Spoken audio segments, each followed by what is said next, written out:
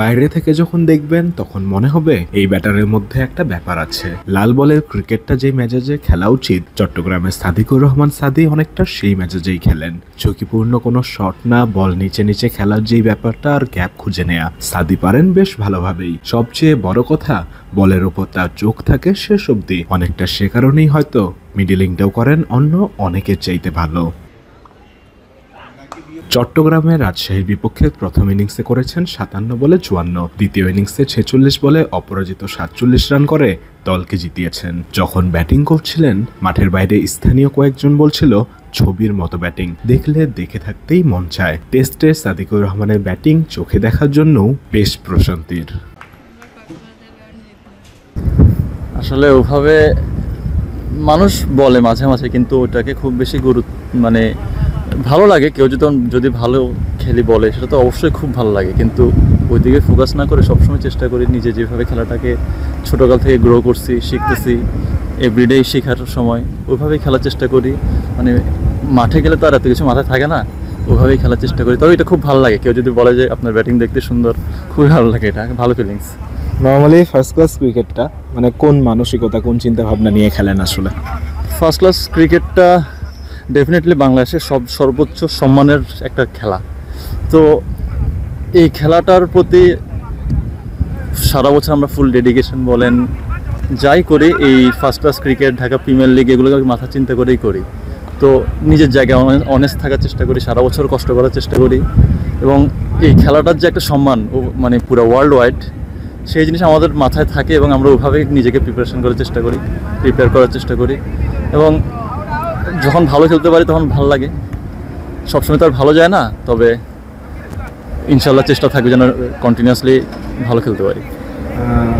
ধারাবাহিকতাটা বজায় রাখাটা সবসময় জরুরি। আমি যদি আপনার প্রিমিয়ার লিগের পারফরমেন্সের কথা বলি, মানে 30+ বেশ কয়েকটা স্কোর আছে, আবার মাঝখানে খারাপ গেছে, আজকেও ভালো করলেন। মানে 30 থেকে 50-60 এটার মধ্যে কি মাঝে মধ্যে আটকায় যায় ভাবনাটা? না, এটা আসলে হয়তোবা মনোসংযোগের কোনো সমস্যা আছে হয়তোবা, বা এটা নিয়ে আমি আমার কোচদের সাথে কথা বলতেছি। আমি গত বছর এই জিনিসটা আমার অনেকগুলো হয়েছে, ঢাকা প্রিমিয়ার লিগে অনেকগুলো ইনিংস আমার 96ও ছিল। ওইটা যদি 100 হয়ে যেত, আর কিছু যদি 4-5টা 150 হয়ে যেত, সেগুলো দেখতে ভালো দেখাইতো আর কি। তো আমি ওগুলো নিয়ে এই বছর পুরোটা কাজ করছি, যেন কীভাবে ইনিংসগুলো বিল্ড আপ করা, কীভাবে উইকেটে থাকার প্ল্যান মানে কীভাবে থাকতে হবে ওই প্ল্যানিংগুলো করা, সেই অনুযায়ী প্র্যাকটিস করা, ওগুলো নিয়ে কাজ করছি। দেখি এখন ইনশাল্লাহ যদি আল্লাহ ভালো কিছু দেয়। অলমোস্ট আপনার ফার্স্ট ক্লাস ডেবিউ 7 বছর রানিং, ম্যাচ সংখ্যা কিছু কম হয়ে গেল কিনা? ম্যাচ সংখ্যা সেটা আসলে আমাদের চিটাং টিম তো ডেফিনেটলি আপনি জানেন খুবই ভালো টিম। এখানে সব ভালো বড় বড় প্লেয়াররা খেলে, এখানে যারা খেলে সবাই বড় প্লেয়ার, এর মধ্যে কিছু ন্যাশনাল টিমের প্লেয়ার থাকে, যার কারণে আসলে এটা কন্টিনিউ খেলাটা একটু টাফ হয়ে যায়। তারপরও আমি যদি আরও ভালো খেলতাম হয়তো আমি থাকতে পারতাম। ইনশাল্লাহ চেষ্টা করবো যেন যখনই সুযোগ পাবো আমার জায়গা থেকে আমি যতটুকু ভালো খেলা যায় ততটুকু ভালো খেলে রাখার চেষ্টা করব। একদম শেষ প্রশ্ন, আপনি যেভাবে ব্যাটিং করেন, আপনার ব্যাটিং আপনার চেয়ে ভালো অন্য কারোর বোঝার কথা না, কারণ চিন্তা ভাবনাটা আপনার, খেলেন আপনি। তো সেই জায়গা থেকে আপনি একটা গুণ বলেন যে সচরাচর যেটা অন্য ব্যাটসম্যানদের মধ্যে দেখেন না কিন্তু আপনার মধ্যে আছে। আসলে এইভাবে বলাটা তো খুবই কঠিন। মানে আমার কাছে মনে হয় এই লেভেলে যারা খেলে সবাই 19-20 প্লেয়ার, খুবই রেয়ার মানে ডিফারেন্স। মানে এটা হচ্ছে ওই দিন কে কেমন খেলো সেটার উপরে ডিপেন্ড করে হচ্ছে পারফরমেন্সটা। তারপর আমার মনে হয় যে আমি বলের মিডলিংটা ভালো করতে পারি, এই জিনিসটা।